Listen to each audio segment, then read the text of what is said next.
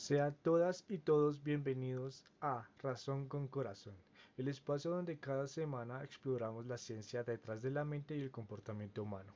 Aquí buscamos dar significado a lo que a menudo pasa desapercibido, con el propósito de crecer y convertirnos en mejores seres humanos. Hoy hablaremos sobre el peligro de la historia única, un tema que nos invita a cuestionar nuestras percepciones y abrirnos a otras realidades.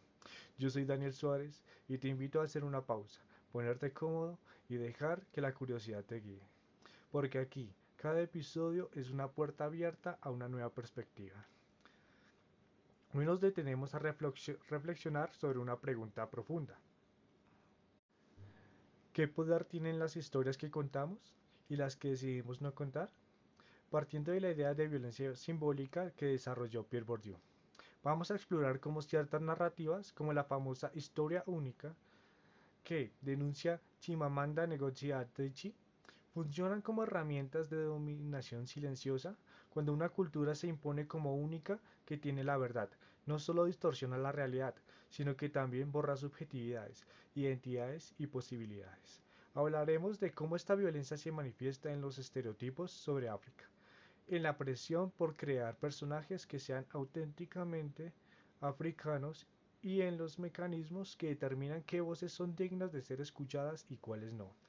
A lo largo del episodio conectamos esta idea con pensadores como Stuart Hall, Judith Butler, Edward Said, Guattari Spivak y otros, para entender cómo se construyen las identidades, cómo se regula el conocimiento y cómo podemos resistir a través de la narrativa. La violencia simbólica de Pierre Bourdieu y la historia única funciona como un mecanismo de violencia simbólica, donde ciertas narrativas dominantes, como las occidentales sobre África, imponen una visión del mundo que naturaliza jerarquías y estereotipos. Bourdieu lo describe como la imposición de significados que legitiman relaciones de poder, dejando en la sombra otras experiencias.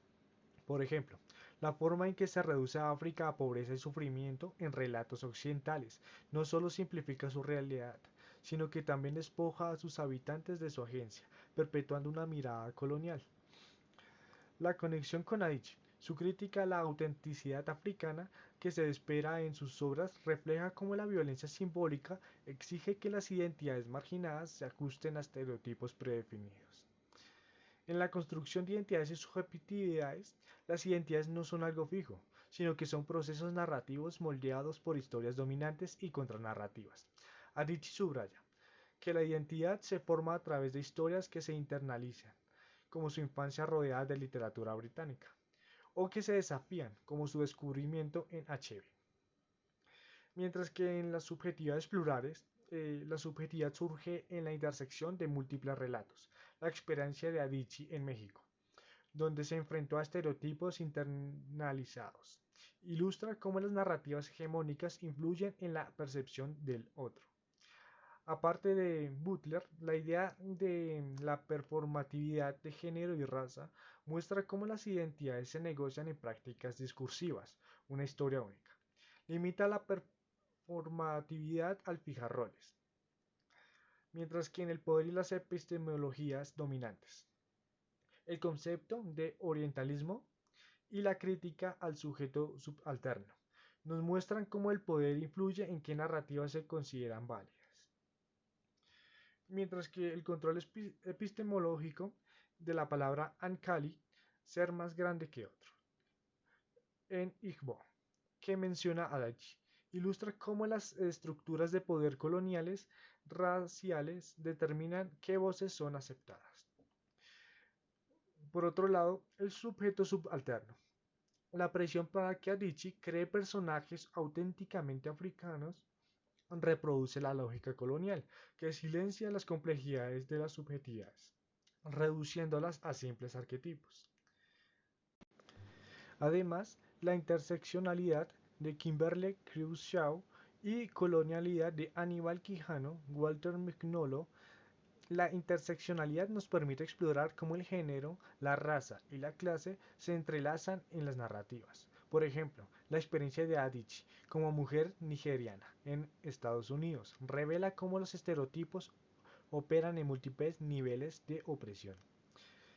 Y la descolonialidad, la idea de que un equilibrio de relatos que propone Adichie, junto con el proyecto Spey en Blanc de Mariana Garcés, busca descolonizar el conocimiento, cuestionando la idea de que las narrativas eurocéntricas son universales. Garcés, al fomentar un pensamiento filosófico diverso, desafía la historia única, como una herramienta de dominación cultural. Por otro lado, las narrativas como Resistencia, Recure, nos dice que la identidad se construye a través de historias, mientras que Valhalla introduce la idea de un tercer espacio donde se negocian los significados culturales. La resistencia contra la hegemónica. Las obras de Adichie y Garcés son ejemplos de resistencia, ya que crean narrativas que desafían lo establecido, como personajes africanos que rompen con los estereotipos y filosofías que no son académicas. Mientras que la agencia y el reconocimiento, Adichie enfatiza que las historias deben empoderar a las personas, no solo representarlas. Esto se relaciona con la teoría de la justicia epistémica de Miranda Fricker, que aboga por el reconocimiento de la dignidad de los saberes que han sido marginados. Por último, hablar de copyright no es algo neutral, muestra cómo las estructuras legales pueden tanto perpetuar como desafiar la violencia simbólica, acceso a y exclusión. Aunque el copyright protege la creatividad, también puede restringir la difusión de narrativas alternativas. Sin embargo, iniciativas como el CEDRO buscan encontrar un equilibrio entre la protección y el acceso, lo cual es fundamental para democratizar las historias.